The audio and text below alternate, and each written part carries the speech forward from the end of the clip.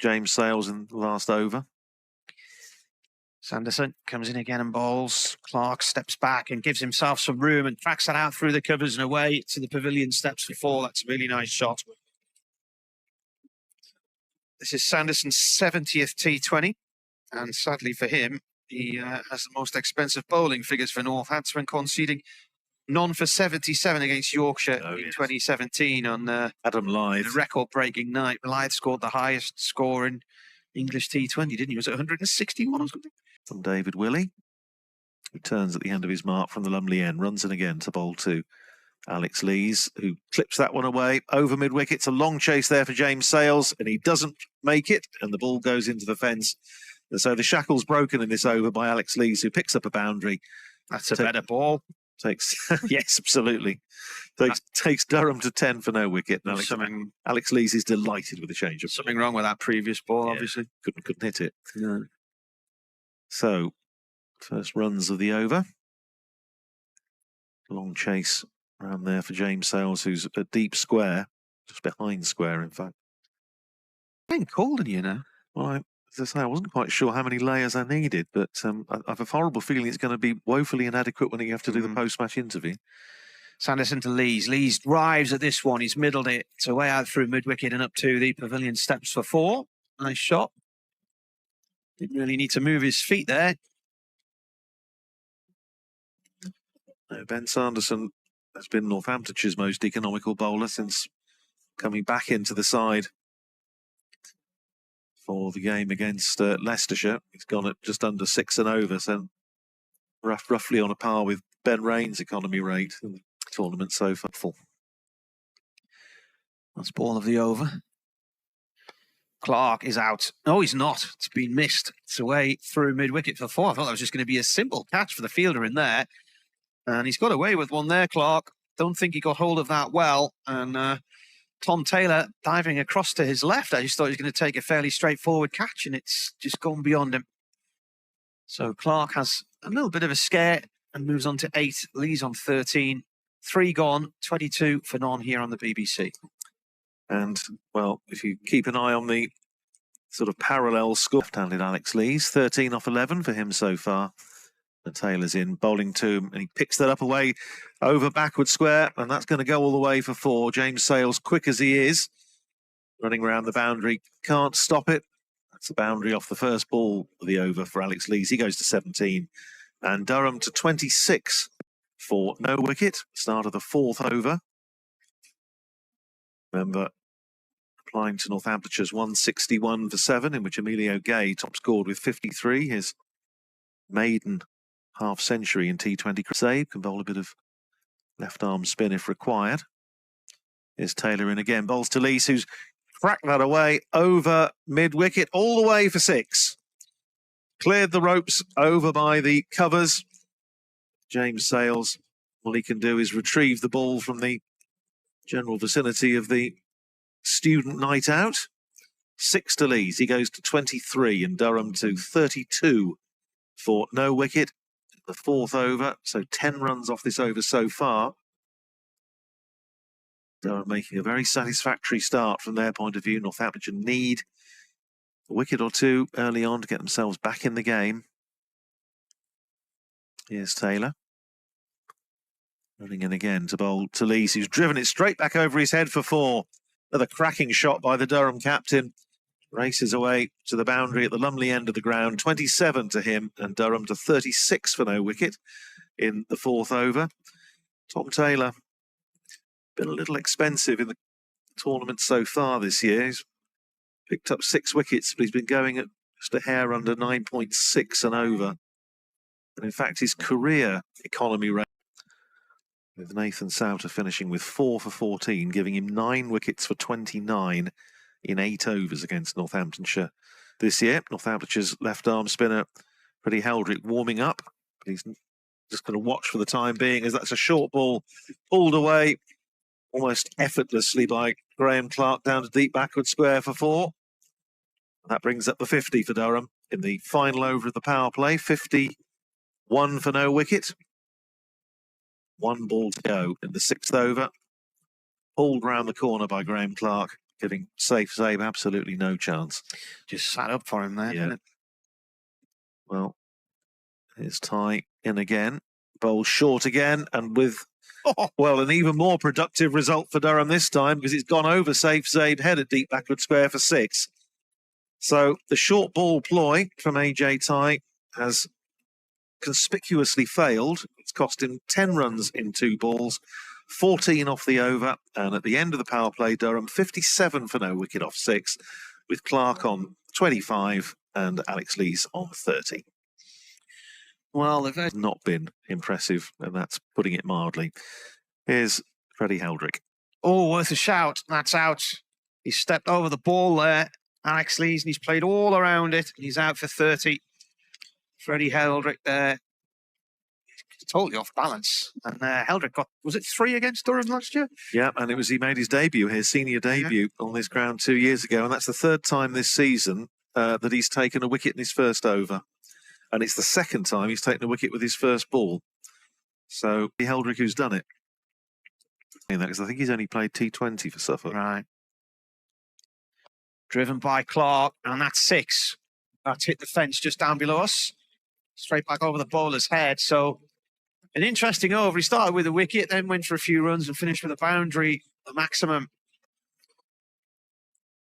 Yeah, Freddie Heldrick first really came to prominence. Northamptonshire had obviously been having a look at him, and finished up bowling in the nets at Lords to the England. There is the new one.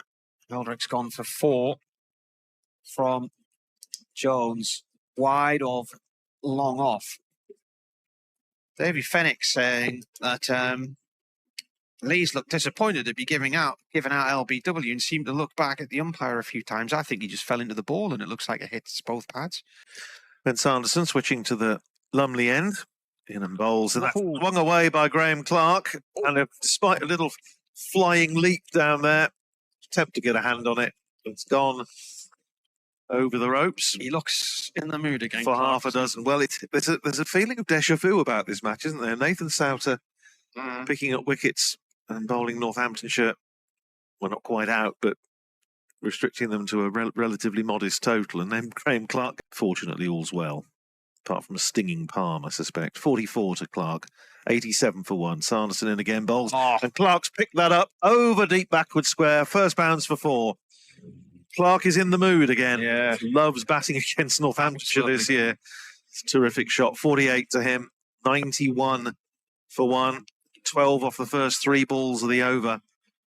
The Stinging Palm, is that the Difficult Second album? Is that when David Larter, former Northamptonshire and England fast bowler from the 60s.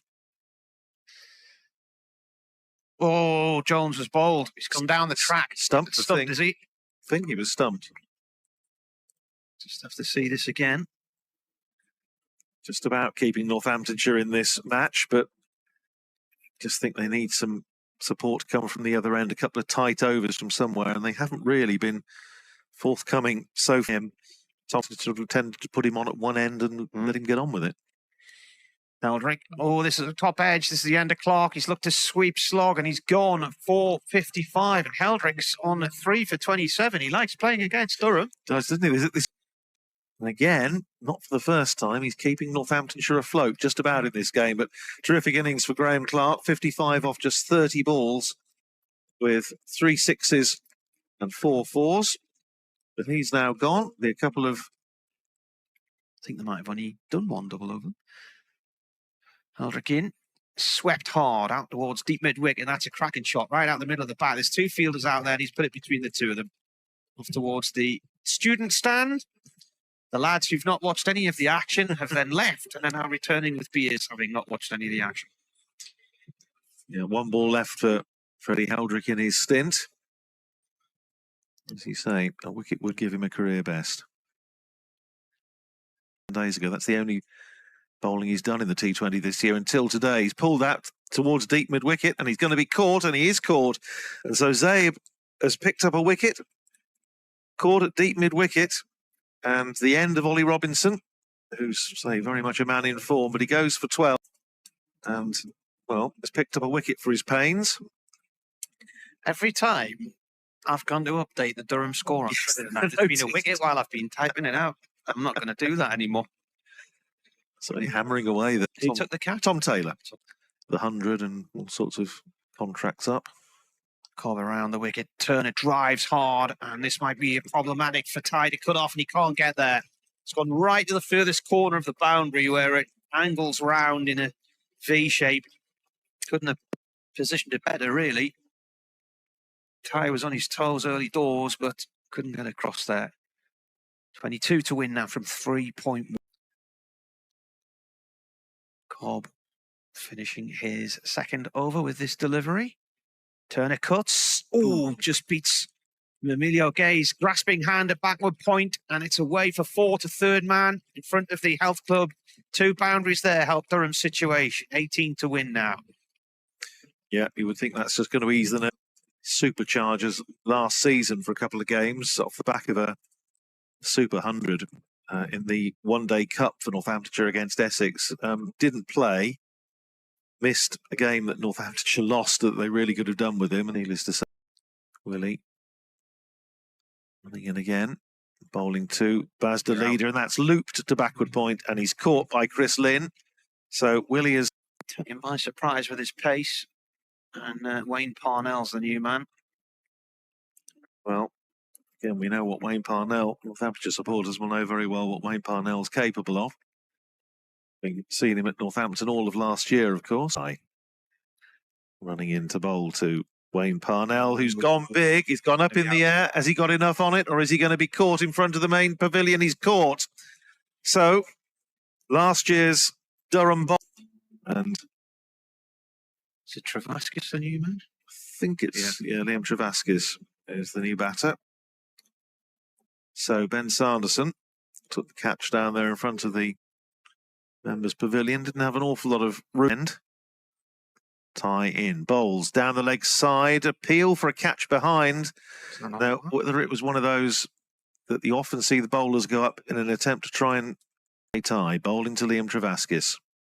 155 for 6. Tie in. Bowls. Swung away by Travaskis.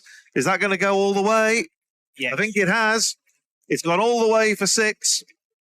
And the scores are level. 161 for 6. Travaskis going for glory and getting a bit more on it than Wayne Parnell did. It cleared Ben Sanderson out there on the boundary.